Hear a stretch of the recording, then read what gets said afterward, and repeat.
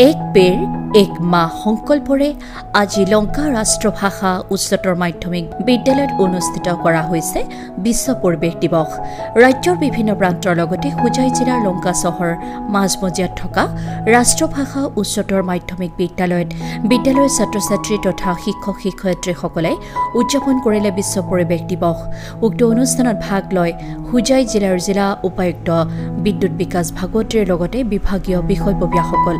उल्लेखযোগ্য যে বিশ্ব পৰিৱেশ দিৱসত পালন কৰিবলৈ গৈ কি বিষয়ৰ ওপৰত গুৰুত্ব প্ৰদান কৰিব লাগে ইয়াৰ ওপৰত জিলা উপায়ুক্তগৰাকীয়ে বিস্তাৰিতভাৱে ভাষণ প্ৰদান কৰে। পৰৱৰ্তী সময়ত স্কুলখনৰ খেলপথাৰত গছপুলি ৰোপণ কৰি অনুষ্ঠানটো জীপাল কৰি তোলে। Bureau report Assam north east news live. যেহেতু উন্নয়নেৰ খাতিৰত আমি বহু সময়ত গছ গছনি প্ৰকৃতিক আমি বিভিন্ন ধৰণৰ আমি ক্ষতি কৰোঁ। এনেকুৱা দিৱসৰ জৰিয়তে আমি গছ গছনি ৰুই সেই ক্ষতিটো পূৰণ কৰিব লাগে। দ্বিতীয়তে উঠি অহা ছাত্ৰ ছাত্ৰীসকলৰ মনত মাতৃ আৰু প্ৰকৃতি মাতৃৰ প্ৰতি যদি ভক্তি হয় তাৰ কাৰণে এক পেড় মা কি নাম যি কাৰ্যসূচী আছে আমি তাক ৰূপায়ণ কৰিবলৈ ব্যৱস্থা কৰিছোঁ। তাৰ দুটা অৰ্থ, এটা হৈছে প্ৰকৃতি আমাৰ মাতৃ আৰু আমাৰ নিজৰ মাতৃ দুয়োগৰাকী যদি আমি শ্ৰদ্ধা কৰিব পাৰোঁ তেতিয়াহ'লে ভাল মানৱ সম্পদ বা ভাল নাগৰিক আমি হ'ব। তাৰ উদ্দেশ্যৰে আজি আমি কেন্দ্ৰীয়ভাৱে হুজাই জিলাত আমি ইয়াতে আজি অনুষ্ঠান আমি ৰাখিছিলোঁ।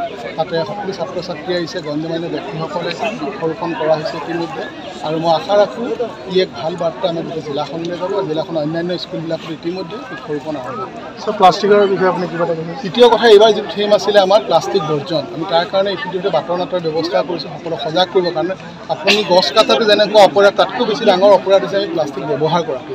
প্ৰকৃতিত আমি যদি চাওঁ আজি নদী বিভিন্ন নাদ নদীবিলাক বন্ধ হৈ গৈছে আমি প্লাষ্টিক ইউজৰ কাৰণে, আৰু বহু চৰাই চিৰিকটি নাইকিয়া হৈ গৈছে প্ৰকৃতিৰ সন্তুলিত হেৰুৱাৰ কাৰণে। এতিয়া প্লাষ্টিকটো আমি বৰ্জন কৰিব লাগিব। প্লাষ্টিক বৰ্জন কৰিবৰ কাৰণে প্ৰত্যেকজন মানে সজাগ হ'ব লাগিব।